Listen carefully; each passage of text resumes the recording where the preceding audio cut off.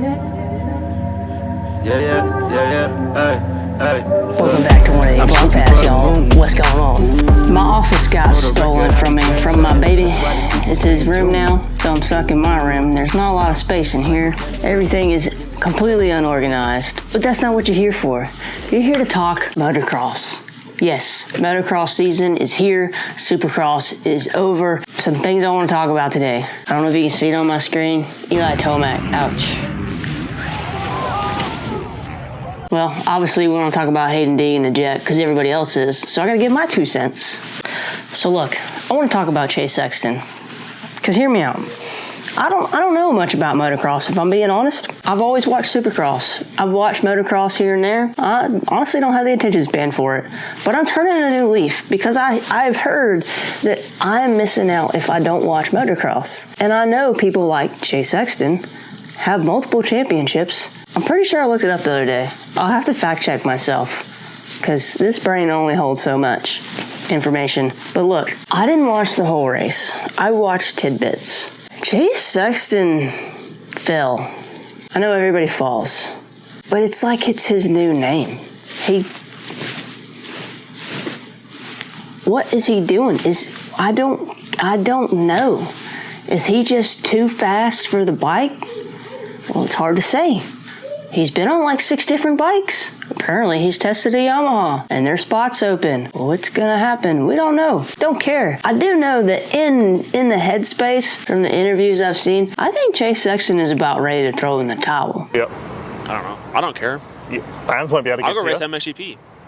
Did you get a fine? Why? Because he's just tired of the crap. He's tired of people like me talking crap. But you know what? We just talk what we see. We don't see you Monday through Friday. We see you when it matters, race day. And some people think Chase Sexton might be washed up. But you know what? Listen, at the end of the day, he's done great things. He's won championships. He's fulfilled his dream. He's a professional motocross, supercross, dirt bike rider. And guess what? Every time you go to any event, they're selling Chase Sexton stuff. So he's made a name for himself. So if he just decided to do something else, like, I don't know, Adam Cincerillo, I don't think anyone would be too bad about it. I think people would like to see a different side of Chase. But he seems more of an introvert. He also seems kind of sarcastic. I've seen some of his interviews.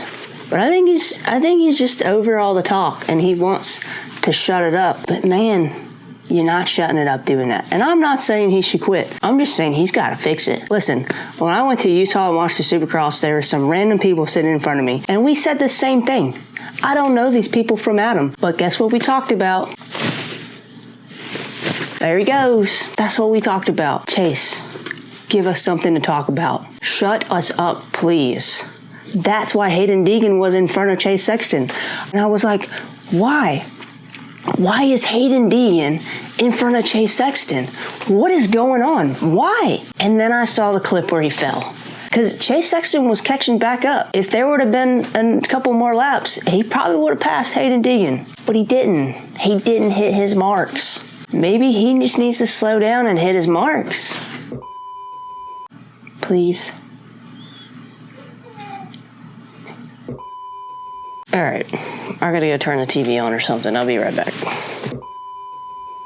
I don't even know what this is. Oh, it's from the construction. Yeah, I'm doing construction in my house, if you can't tell. Those used to be windows, but they're not now. Now it's a wall. Go grab your coffee cups, okay? So we talked about Chase. That's enough. We'll leave him alone. There's plenty to talk about. We talked a little bit about Tomac. We'll get there. There's really not much to say besides crap. Poopy. Can you tell I have a toddler? All right, enough of the bathroom talk. Jorge Prado was going for it. And I know, you're like Destiny. Why haven't you talked about Hunter Lawrence yet? I'm getting there, bro. Chill out. I know. I'm going to say it now. And I said it on a Supercross thing. I thought he was going to win Supercross because shame on me. The dog's drinking water, and I hope you don't hear it. But shame on me for not believing in my Kenny. I'm disappointed, but I'm happy he proved me wrong. But this time, it's Hunter Lawrence. How cool would it be? You had all morning to drink water and you won't drink it right now. You guys are killing me. I don't even know what I'm saying. Oh, how cool would it be if Hunter Lawrence had a had a perfect season like his brother. We're talking about the Lawrence brothers have already taken over Paula, what's it called? I don't know. Who cares? They're taking over. The streak is still going. I didn't even know there was a streak. This is awesome. Look, this needs to happen. And if it doesn't happen, he's going to get a championship because he's got fire under him. He's got championship mindset. He had a 2-week break. He had his time to cry it out a little. And now it's time to go, son. Life moves on.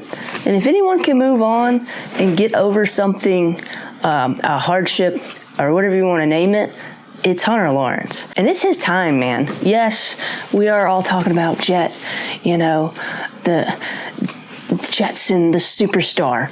It's fine. He'll be back. Even if he's not back, he's still going to dominate. He's still going to dominate. What am I trying to say? Dominate? And it's fine. We're not worried about it. Here's the question. Everyone's like, oh, this is what we've been waiting for. Hunter Lawrence versus Jett. Blah, blah, blah. This is the hype. Forget Jett right now. And I don't even think Jett cares to be mentioned because, look, his brother is out in front and nobody's catching him. We got, how many times has Prado won the GP? And I know it's different and blah, blah, blah.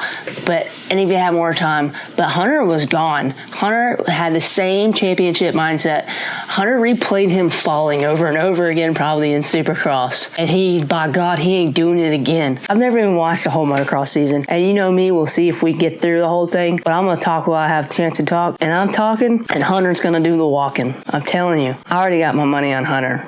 Everyone worried about Hayden Deegan and Jett Lawrence. If Hayden Deegan catches Hunter Lawrence, then we got something to talk about, okay? And I honestly believe it's going to take Hayden Deegan some time to get his starts down. And that's huge right now and everything. I mean, these guys have map sensor buttons on these motorcycles. My motorcycle's from like dirt bike, whatever, is from 2021. There ain't nothing special about it. These guys have the technology of a robot inside their contraption called a dirt bike, and they're just like nerding it out and doing all these things, and it's crazy. But we're there. It helps maybe. I don't know, they got traction control these days. But wouldn't that be crazy? Probably not. I don't even know how that works. Can you imagine having traction control on a dirt bike? Another thing worth mentioning. You guys remember Jorge saying hello to Cooper Webb across that finish line last Supercross race? I didn't even see it. I was too worried about the win. But guess who was in front of Cooper Webb? Jorge Prado. And everyone gives him crap, and I give him crap too, about switching bikes and switching to KTM. But look, dude's comfortable on a KTM. Dude's comfortable. And I never really thought about it, how these guys talk about, this is my wheelhouse. This is their wheelhouse. This is what they do all the time. Colt Nichols won some race they did. What was it? Moto Fest? And I guess he was on a 450. I don't know why he wouldn't be on a 450, but he won that. And then in Supercross, I want him up there, man. I want him up there. I told him in person, man, I want you up there. I know you can be up there. It's going to get there. And that just shows you how crazy Supercross is and how it's its own craft and how you have to learn at it. But the dude went from like 15th or whatever he was to first place. Aaron Plessinger. He was up there. He was running third for a long time. I don't remember where he's at now. I should probably pull the results up. But it was a different ball game for him. This is going to be fun. Now, if you have 4 hours out of the day to sit down and watch the whole thing, good for you. As you can tell by the construction in my house, I don't. But I'm going to catch up as much as I can. I'm going to run my mouth as much as I can because it's fun and I enjoy talking about it. So comment below what you think. What do you think this year? Who's winning? I say the comment below and like 900 people look at it.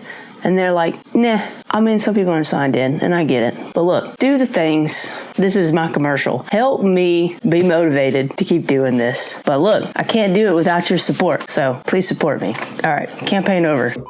I'm sure it hurts, and I'm sure he's freaking out and wondering, asking himself the question, why? Why do I keep doing this to myself? Because look, he said he was going to retire 3 times. I texted my friend on Instagram, hi friend, and I said, look, I think Eli Tomac's done. I know nobody wants him to be done. I know he's like the America of everything dirt bike. besides AP. He could ride off in the sunset, stop taking the risk. His wife does the barrel racing and rodeo stuff. Go follow her dreams. I don't know how they work out their lives, but there's other things they could do. And he's a cool, chill guy, and he's probably more introverted too. But can you imagine how much fun it'd be to listen to him talk instead of Ricky Carmichael? Like, picture this. I know everybody's sick of hearing Ricky Carmichael's voice, and he's a champion, and he knows what he's talking about. But look, how much cooler would it be for James Stewart and Eli Tomac? They raced together, I think. Where's my phone? Yes. Okay, that's what I thought. Eli Tomac, James Stewart raced together in Premier 450 class during the 2014 Motocross Championship season. So I guess Eli was, for the most part, 250. I mean, guys, we're in a new era. We are in a new era, and it's fun. And it's time to go out with the old and in with the new. It's time. I know, we hate it, we grieve over it, but it's time. Tomac could ride off into the sunset with doctor's appointments, but at the end of the day, he could ride off into the sunset. Chase Sexton would get a lot of crap talked about him, but he has the stats to back him up, the wins. All I can think about is him crossing the finish line at Salt Lake City and going like this. And I'm like, dude, no one cares about you right now. He has it. Like, the dude gets paid, so maybe ride some more. I don't know. But he could ride off into the sunset. You know why I say that? Because, look, Jason Anderson's gone. I hate to bring up old news, but he's gone. And it was a bad way to go out. But no one's even talking about him anymore. He basically rode off into the sunset. You see what I'm saying? Any one of these guys could run off into the sunset. And that's the thing. That's the thing we're gonna do. We're gonna do a little life spiel. If you made it this far, you get a message, okay? Here you go. Be thankful. Whatever you're going through, whatever you're trying to achieve, be thankful. Why? Because you're gonna get to the goal that you want. Think of these guys. When they were kids, they just wanted, for the most part, I would assume, they just wanted to say, I made it. I was a professional dirt bike rider. I might have been 20th, but I was there. Okay, I made it. I'm in the 250 class.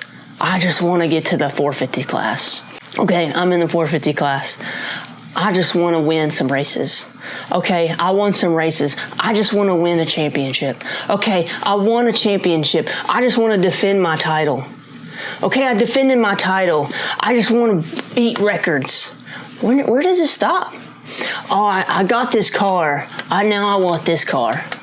We are addicted to more. I'm the same way. I look at the YouTube stats. I put all this work in. I want to get here now. When does it stop?